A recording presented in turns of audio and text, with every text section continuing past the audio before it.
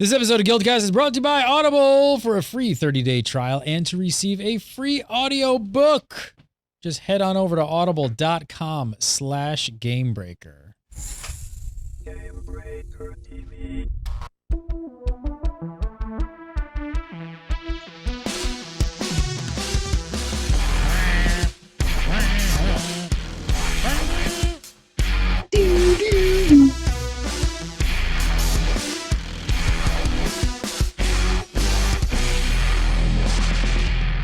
What is up, everybody? Welcome to GuildCast episode 98 for January 15th, 2014. I'm Gary Gannon. You're watching Gamebreaker TV. Coming up on today's show, giant fembots and cucumbers are on the way. ArenaNet talks expansion plans. And Richie, hide your kids, hide your wife. The scammers are out to get you. All that and more. But first, joining me is Richie Procopio. How are you, sir? I am doing well. Welcome to 2014. Happy New Year. Happy New Year! 2014. First show of 2014. And unfortunately, possibly last show of 2014. Damn! He did it. He said it. Oh, why are you starting the show off on a bad note, Gannon? What are you doing? GuildCast is going to take a little bit of a hiatus. The chat room's blowing up right now going, no. But yeah, we're going to take a little bit of a break on the GuildCast for a while. I don't know when it's coming back. But this will be the last episode for a while. We'll cover some Guild Wars 2 news in This Week in MMO for the time being. For most people wondering why, basically before the holiday, we saw a pretty significant drop in viewership. People just ain't watching like they used to. You notice we changed the format a few different times around, and we were trying some different things out to see, like, you know, maybe what the show could use. But unfortunately, just I don't know. We're going to kind of go back to the drawing board a little bit and maybe take a couple weeks off and kind of think about it and see maybe what we can do to change it, possibly revamp it, that whole thing. So first show and last show. There you go. /2. So I'll end on the bad note. On a good note, we got a new show at Gamebreaker TV called This Week in Steam. You can watch that instead. Yes, check it out. We just launched it last week. It's called This Week in Steam with Kat Andresco. Episode 1 is up on the website. She covers all the latest and greatest of what's coming out the following week on Steam. Episode 2, so it's going to come out on Mondays. So expect episode 2 coming up on Monday. But check it out. This Week in Steam, brand new show. So, all right, so let's talk about some Guild Wars 2. The Origin of Madness update. Kicking off January 21, not too far away. Unlike the other updates, we don't have like a detailed release page to look over this time, which is slightly odd for the ArenaNets. I don't know. You think it's why? Is it because we're expecting this one to be mostly or all like living story content, so there's no need for it? What do you think? Yeah, I don't know. It's actually curious. We've been used to a week before the patch comes out, we get a website update, and it spills a lot of the details, right? It tells you what's going to happen, living story, and even goes over some of the features, just high-level stuff, but we didn't get that this time. I don't know if it's because they took, such a long break, or a long-for-them break, 6-week break or so, and maybe they wanted to divvy out this news on various news sites in a different format and do some interviews and try to start the hype train up that way. Or maybe they just don't want to spoil everything. Maybe there's some big surprises they want to hold back. But I do think that we are just getting pretty much living story stuff. They're using the next 4 releases to wrap up this whole story arc for season 1, and it's not going to be feature heavy. So I wouldn't expect there to be a lot to kind of talk about in those sections like they normally do. Yeah, they did release this short teaser video showing off some giant versions of the sex bots. Yeah, previously had in awesome. Divinity's Reach. Ginormous, I think. It's Godzilla with heels. It is. It's like Christmas all over again. Godzilla with heels.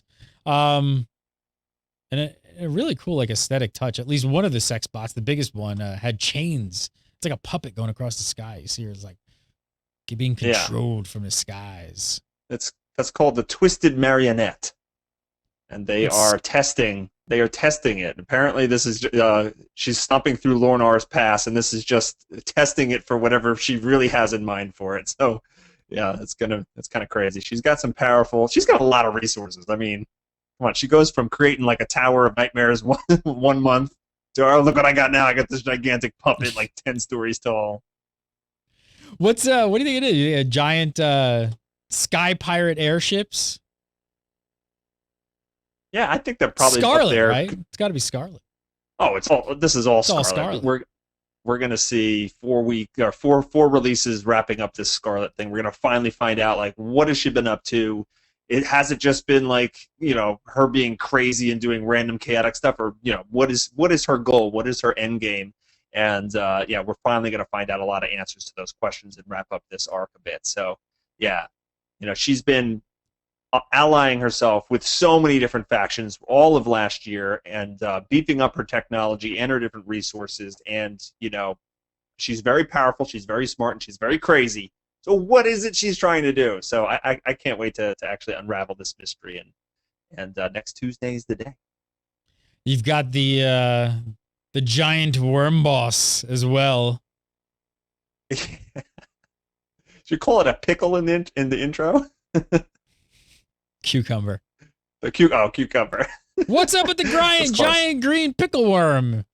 It seems slightly random for Scarlet. Well, what happened is it's actually just like a happy little mishap, I think, on her part. Those do not touch like beacons that she put all over the world. Those are actually like thumpers that have been hitting the ground and shocking the ground, and it actually roused this gigantic worm from the depths, and this thing has just had it with all the noise, and it's come out, and now it's it's going to be a permanent world boss for people to. It's going to be an additional fight. I hope it's going to be on the same like difficulty level as Tequatl, because that'd be really cool. But yeah, it's just it's related to what she's doing, but she didn't like mean for that to happen necessarily. At least massively got a few more details about it. So this is actually good. This worm's actually going to be a new and permanent world boss, right? Yes. Yeah. And so one of the mechanics is there's like some criteria that if you chop off one of this worm's heads and you don't meet the criteria, it actually can regrow its heads. And so I don't know. I'm kind of picturing that maybe it takes place in multiple locations all over the zone, and so you have to kind of split people off to take out different heads of this worm. I don't know. It sounds pretty cool. So we got giant fembots hanging out in Lonar's Pass, along with Scarlet's Clockwork Horrors. Pirates, the Molten Alliance. And this is all living story stuff. So it's not a permanent encounter. So why Lornar's Pass though? What's she after? Well, I know that there's some theory crafting that a lot of what that she's interested in falls on what's called these magical ley lines that are hidden along a certain path in the geography. And these magical ley lines have certain types of energy, and she might be trying to tap into that, elder dragon energy or whatever. So there are all the places where she's kind of done certain things have been along this ley line that people have kind of tried to puzzle out and stuff like that. So it could be that this continues along that path. Also, Lornar's Pass is near Lion's Arch. There's other theories that they in one of the trailers that they showed, there were some broken off pieces of an Asura gate, and it looked like it could be Lion's Arch. So maybe she's going to use the giant marionette to attack Lion's Arch. I'm not sure. There's kind of like multiple theories out there. I mean, that's what it sounds like, right? Like maybe she's like gathering her forces for some big giant attack, which would obviously be on the city closest to Lornar's Pass, which is Lion's Arch. So yeah, it could be interesting. Colin also said that we're finally going to be finding out what Scarlet is really up to in these next releases. So lots will be revealed. And what's that? What was interesting is I can't remember exactly where I saw it, but one of the devs actually said that either on the forums or on Reddit that somebody completely has guessed it like on the money. Like and everybody else that was in the like trying to guess was like, oh, that's too cool. They would never do something like that. And it was actually that post. So the devs have actually said somebody has guessed it to the T. Now everyone's like, whoa, what post? Which one is it? Which post? I got to go through them all and try and figure them out. Another thing that he admitted to, which I think we kind of all agree, was that they said that they do regret that some of Scarlet's most interesting and important backstory was delivered in short story out of the game. And we kind of said the same thing. It's like, wow, if you're paying so much attention to this living story where you're trying to tell the story in the game, I don't know, I guess bad move. I guess, but the good thing is they've obviously seen that, and hopefully we're not going to see them make that mistake again. Yeah, we've talked about that on the show, but I've gotten that feedback just from my own friends and stuff because obviously, because I do the show and I've done my YouTube channel and I'm kind of a little bit of a lore nerd as well. I will read all those short stories that ArenaNet puts on there. So I read the Scarlet story and I thought that was really cool. It really gave a lot, to this, everyone just if you see her in game, she looks like Harley Quinn, right? She just kind of acts like a crazy person. And I had some friends just talking about that they had no idea what was really going on. Just Scarlett's a bad guy. She does crazy things. And I kind of went over all of the lore. And they're like, well, where'd you get that information from? I was like, well, I read it on the website. They're like, oh, I'm not going to go out of the game and read the website. That should be in the game. At the very least, make it some sort of text that you can read in game. Even if it's like a book that you find or like right. are given through the quest that you have to then read it in the game, that would still be better than putting it out of the game, I think. Because then at least you're putting it in your. But then you get somebody be like, I don't want that, and take it on my inventory space. Yeah, well, I mean, that's not ideal by any stretch, but at least the information would be there. But it would be cooler if they dropped. Like we were hearing her name Scarlet like early summerish or something like that before we actually met her in August. It'd be cool if we had some breadcrumbs leading up to it, like not just hearing her name, but actually realizing, all right, this person studied at all three colleges of these Surah colleges, and she actually worked with the blacksmiths of the Norn, and maybe we could have gone through, they do these scavenger hunt quests all the time. We could have went through and tracked her down that way and actually saw all the stops she made, and rather than put them all in a short story, something like that. Even if it's through just some really sort of like flavor text, kind of even not super intricate like quest lines, if it was just kind of breadcrumbing you through those details, I think that'd be a lot more interesting than sending people out of the game. Because I mean, we can't expect them to do these big, huge, epic cinematic style like quest chains for every little detail. That's for sure. They've got to have gaps in between. Well, we can expect it, but we can want it because we want everything because we're gamers. Next up, Eurogamer. They spoke to Colin Johansson and Mike Z, because I'm not going to try and butcher your name, sir. So I will call you Z. First up, ArenaNet, they talked a little bit about being completely fine with the decline in sales for Guild Wars 2. They said the decline is slower than expected, and that they were excited to launch in more regions, including China. So that's very cool. This was interesting, though. This kind of stuck out. It was most MMOs you see launch with a staff that's a pretty large number. They're ramped up, getting ready, and usually you see a decline with some layoffs. But because certain departments aren't really utilized as much anymore. Sure. And they don't. And what's interesting is ArenaNet had 300 people when they launched the game, and now they actually have 350. So it's not something they actually always hear out of MMO companies. Interesting that they've increased since launch. Yeah, you'd expect like some areas like maybe QA, like leading up to QA, leading up to launch, you really bolster a QA department. You want to pound out those bugs and stuff, and then after launch, you kind of either repurpose those people into different areas, or you kind of let them go. Sometimes they're even contract employees. So yeah, and like concept artists, there's different roles that you need before you launch that aren't as critical post launch. But I guess because they are on such a rapid development cycle with these content batches, and they're split into these multiple teams, and they've got the projects that that they're working on for live, but also these bigger secret projects that they can't even talk about. I guess they're really in go mode, and and you mentioned earlier the sales dropping off. Well, no duh, the game launched a year and a half ago. Of course, the sales are going to be down. So those quarterly NCSoft quarterly earnings calls or whatever, it always drives you crazy. Like, oh, see, Guild Wars 2 is dead and everything. Oh, the box sales are, of course, they're way down. But that being said, we have to be close to an expansion, right? I mean, this has got to be. I mean, they teased a couple of really big projects, cooking in the background, and I mean, we have to see an expansion in 2014. I would think so. I mean, it's going to be 2 years in August. I can't believe that. I can't believe it's going to be 2 years in August that this game's been out. But yeah, I think we will see something later this year. I don't know. They keep teasing around this idea that, hey, we haven't decided yet how we're going to roll it out, and even if we don't do a boxed expansion, we're still going to include all those kind of features and stuff like that. So don't worry. But I kind of agree with why do they keep saying that box? They're against it. Why do they keep saying, hey, we may not do the box? I don't know. Why not? Why? Well, Wouldn't it be odd for a game this big to not do a box expansion? I feel like you need the box to get sort of the hype and the headlines and gamers excited again about buying something. Yeah, I think so. I don't know. I kind of think at this point they've been all mysterious about it for so long that even if they're truly just going to go out with a box expansion, like a lot of people think they should, they can't come out and say that until they're ready to announce the whole thing. So if they're doing these interviews, they're not going to say, "Well, we're thinking about maybe doing it," because then everyone will go, "Oh my God, they announced the box expansion!" So I think they still have to be a little cagey about it unless they're ready to announce. Either that, or they're still seriously considering something that's just really going to be out there. It's going to be strange and different, and I don't know.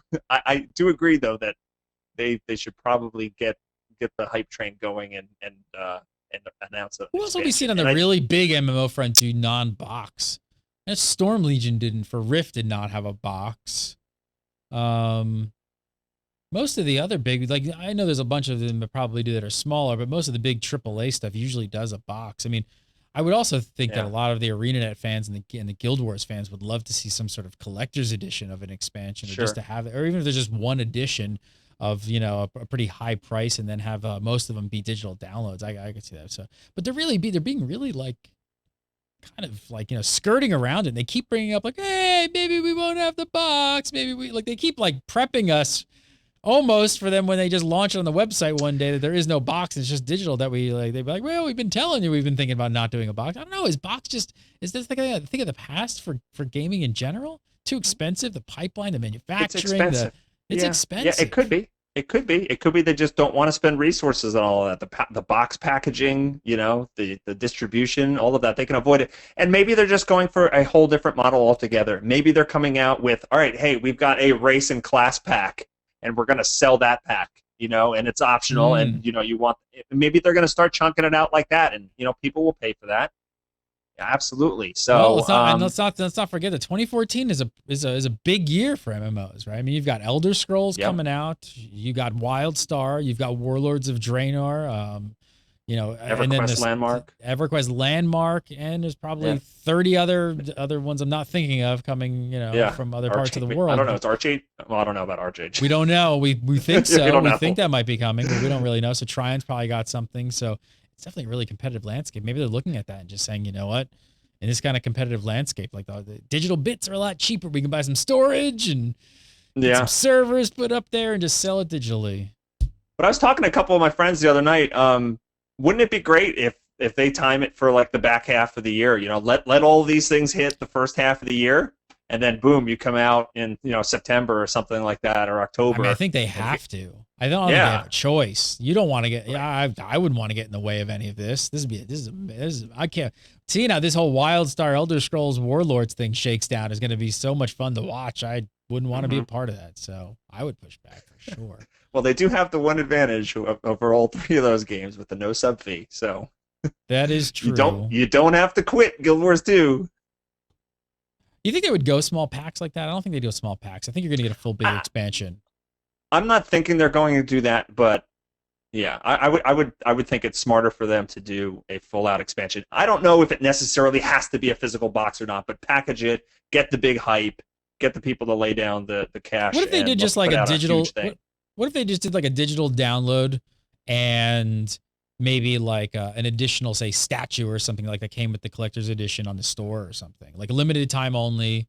You can buy the statue. Maybe I don't know. I could see that. Yep. I think that makes sense. Kind of the future. I don't know. What else do they say about it? Like large regions, content and character creation, profession? I mean, we'd have to see like a new profession, races, all that kind of stuff. I think if you don't have that stuff in an expansion, you're kind of like, it doesn't feel like an expansion. Yeah. I think they will definitely go towards a new race. That probably will hit first before a new profession. It's just an easier thing to do. And we know that they haven't confirmed. There's been interviews where they've said, hey, that's stuff we would love to do. We have some ideas. A lot of the races like the Kodan and the Tengu are definitely on the slate. So it's something they haven't come out and said, yes, we're actively working on. But you just gotta think that that's something they're going to be doing with an expansion. That what do you think just new areas. What do you think about this? They talked about some of the stuff that they learned, a few lessons. Once they wrap up the whole Scarlet's arc and they move forward. They talked about they want to do like these big multi-month story arcs. But they also want to make sure that every month there's some smaller story, with a beginning and an end. Right. I don't know. Do you think it's a good move? Well, I think they have to change what they did for year one or season one or however you want to put it. They can't have a story that just lasts the whole year before you figure out what's going on. Because we've gotten more information slowly, patch by patch, but we have still no idea what's really going on, and it's not going to be until these last 4 patches that it wraps up. It's kind of like how I used to feel about Lost. It's like every time they told you one thing you've been waiting on, there's like 5 other things that you don't know. So they can't do that. They have to have these little vignettes it has to all weave together, but you have to kind of, see some resolution, see some impact from, what you're doing with your character in the game on a short-term basis, and then weave all those little plot lines together. There was some quote, I don't remember which interview it was, where they said, we want to show people that what we can do in a video game is a lot like what people see in a season of their favorite TV show. Well, that's what it's like. That's exactly right. Yeah. You have a season of a TV show. You have this long overarching story that starts at the beginning of the season and usually wraps up towards the end. But every episode is its own little story. And you could watch almost every episode in its entirety and kind of get something out of it. That's kind of sounds like the model that they're going for. Yes. And I think that's smart. And I think if they could pull it off, that'd be great. But it's really got to be like your 2-week patches or your month-long patches. If they're going to go back to that, I'm not sure. But that's got to be like your episode. And then, over a 6-month period or, 5-month period or however long, that's got to be your season. So, and I like that, they've called this whole 13-month cycle season 1. And I don't know when season 2 is going to start, but I hope 13-month cycle is quite a long cycle. That's right. TV's like 10 episodes, and our attention span is very short. So right. I don't know how long these cycles are going to be. Finally, they talked a bit more about some P versus P. Kind of interesting. They said they're not ready to push more heavily into the esports arena. They kind of came right out and said that. They said right now they're really focused on China. They want to improve the PvP matchmaking and also add more game modes. Paul, please. But not a whole lot, I guess, being done in that area, which I gotta say is the one thing about Guild Wars that just completely almost baffles me. Like, I'm still 2 years into it. I'm just amazed at the state of PvP in a game that's called Guild Wars and has become so much about PvE. I don't know. I think it comes down to money. The PvP is not monetized as well as the rest of the game, and so that's not where they're getting a lot of their money from. That's my biggest guess on it. They've done a lot of improvements. They put a lot of features in this year. It was slow going, and people have had to wait. And I think revamping the reward structure more recently has definitely helped. But yeah, and I do agree. I know it for people that have been playing in North America or the EU. Launching in China really does nothing for you, but that's a huge deal for the game. World of Warcraft. When World of Warcraft boasts these $12 million sub numbers and stuff like that, but people, I don't know if people realize like how much of that is like China and it's probably like 3/4 of that. It's like 8 or 9 million of them are in Asia. So yeah, this is great. So it's like you said, in the North American region, like gamers might not like think this is a really big deal and why we even bring it up sometimes. But you got to think of it's a huge injection of cash for them to keep making cool stuff. So you do see the benefits of it. You just don't necessarily realize it. Right, and it's got to be such a huge undertaking. So it's not surprising that many resources are being put into it. And if some things have to wait a little bit longer, then so be it. They did mention that since the rewards revamp, it's improved their in the December patch that PvP actually saw an increase in players by about 40%. So, yeah, I thought that was an interesting stat. Yeah, that's I like that. I think PvP players are just going to feel overall more like they're not playing their own separate game anymore. That the rewards can kind of tie over and once I think they still owe us. They still owe us the ability to kind of swap between, like, use your gear from PvE and PvP and vice versa. So that's not implemented yet, and they teased that, and they took some steps in working towards that. So I would think that we should be seeing that, in the early part of this year, hopefully. Fingers crossed.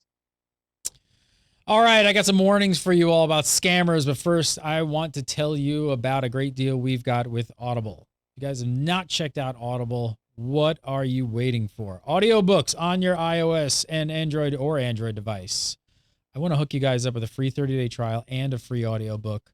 All you have to do is use the URL audible.com/gamebreaker. Audible.com/gamebreaker. Go sign up, make an account, get to downloading a free, yes, absolutely free book. I'm sure everybody's Star Wars fans. Who's not a Star Wars fan? There's tons of great Star Wars books on Audible. Just go over, do a search. Look, you got Vision of the Future. This one's great. The Heir to the Empire 20th Anniversary Edition. Fantastic. 13 hours, 13 minutes. Fantastic audio book to listen to. The 20th Anniversary Edition for the book 1 of the trilogy. Great, great, great. Highly recommended. Is that a Timothy Zahn one? Yes, it is. Oh, nice. Those are good. Yeah, that's a great one. Like I said, there's tons of Star Wars books, all kinds of other stuff, sci-fi, fantasy, the classics, but I like going through the Star Wars collection because I think a lot of people don't realize how many. There's some Star Wars The Old Republic ones if you're a fan of the game, but there's also just a bunch of the traditional Star Wars books on here too. So check it out today. I love having Audible on as a sponsor. I've been a fan and a subscriber for years, so it's awesome to have them on board. Try it out, free for 30 days. Once you try it, I know you're going to love it. You're going to want to stick with it. Once you sign up, there's a couple different types of monthly plans you do. You know, you pick the plan that fits you the best. How many books do you want to read? It's a monthly fee. You get credits. You get books. It's a win-win-win all around. Because who really has time to read? Not me. I drive around listening to books all the time on my iPhone. So check it out. Audible.com/gamebreaker.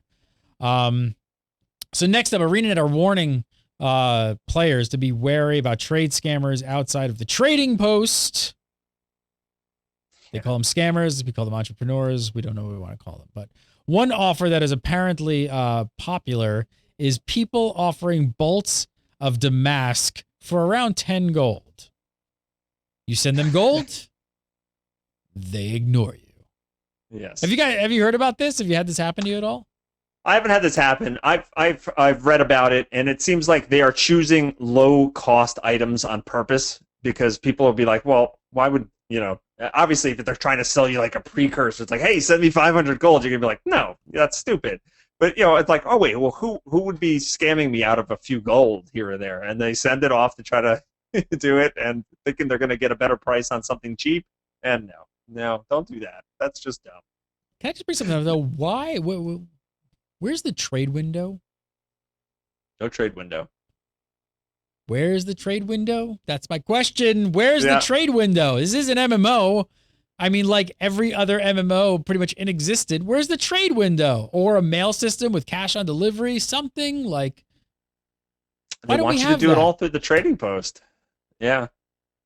I don't know. I don't know if they necessarily need a trade window because there were even in like World of Warcraft where they have a trade window and it's pretty darn idiot proof. There were still ways to kind of like trick people, and there were still trade window scams, right?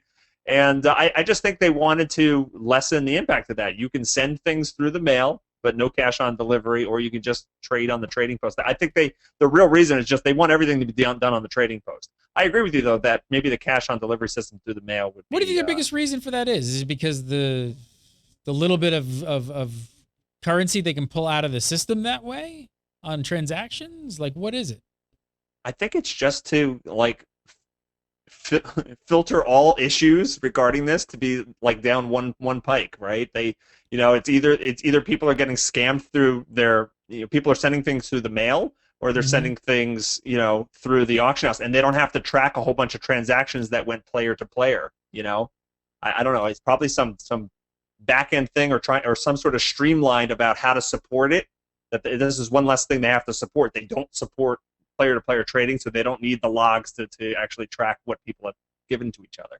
Well, I guess only whatever advice I can kind of give. If people are trying to do this and you maybe think it's a scam, I don't know. Maybe you got to flip the tables and as the buyer. Demand the goods before you actually, then you obviously get people scamming the opposite way, I'm sure, but sure. But as long as you know that you're trustworthy, there you go. I mean, right? What else can you really do? So if you do get scammed, you're not going to get any of your gold back or anything like that. ArenaNet is not going to help you. But they have said if they can verify an account for scamming, it will be suspended or terminated. I don't know exactly what criteria they're looking at. I mean, are they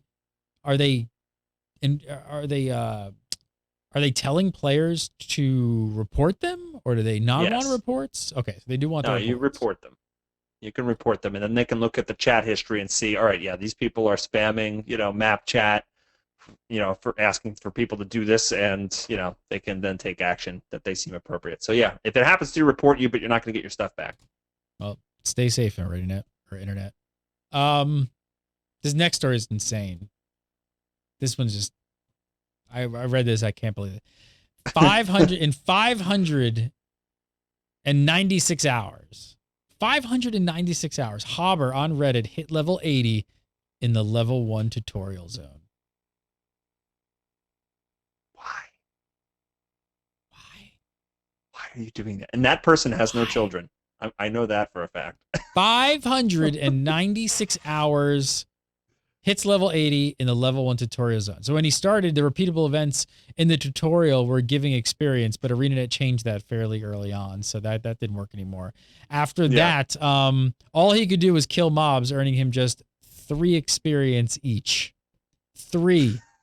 And he got to level 62 by doing this, which is just mind-blowing.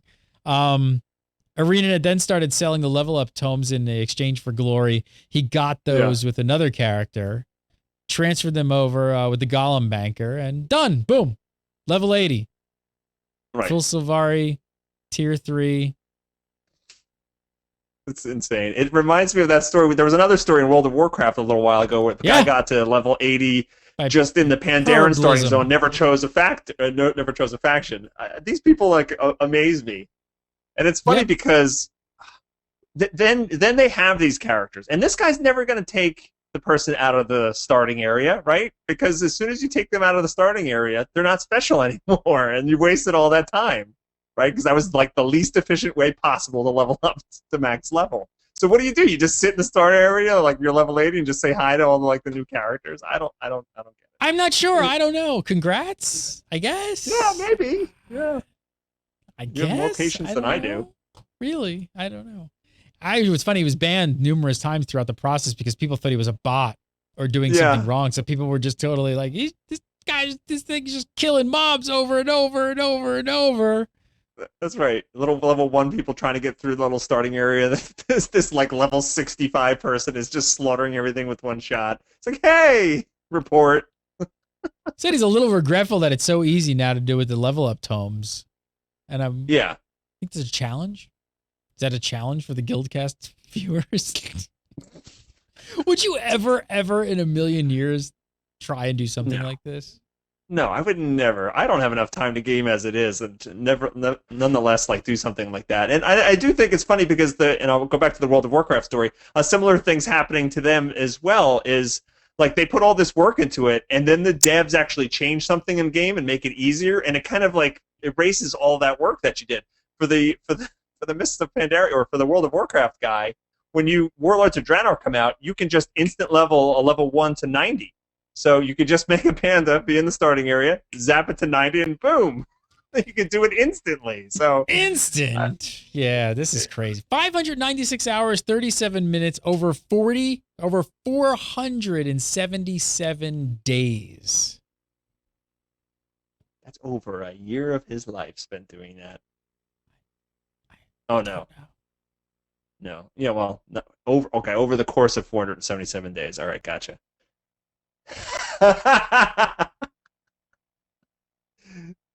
Guys, seriously. Guys. I've been here for 477 days, guys. Insane. Totally crazy. Richie Procopio. Follow him on Twitter at Richie Procopio, and make sure to go over to his YouTube channel, which is Bog Otter, to check out all of his content over there, and make sure to check out his live stream stuff over on the Massively as well. So, indeed. You can follow me at Gary Gannon. Follow Gamebreaker TV. Make sure to come over our Facebook page, facebook.com/GamebreakerTV. And I guess that's it. We'll keep you posted on the state of the show. We'll let you know what's going on. See where some changes go. Give us a little time. We'll think about it. We'll reconvene. We'll talk. It's been awesome. How many episodes we do? 98 episodes. It's a lot of damn episodes. I've been doing it for almost 2 years. Almost in March. Years. It's crazy.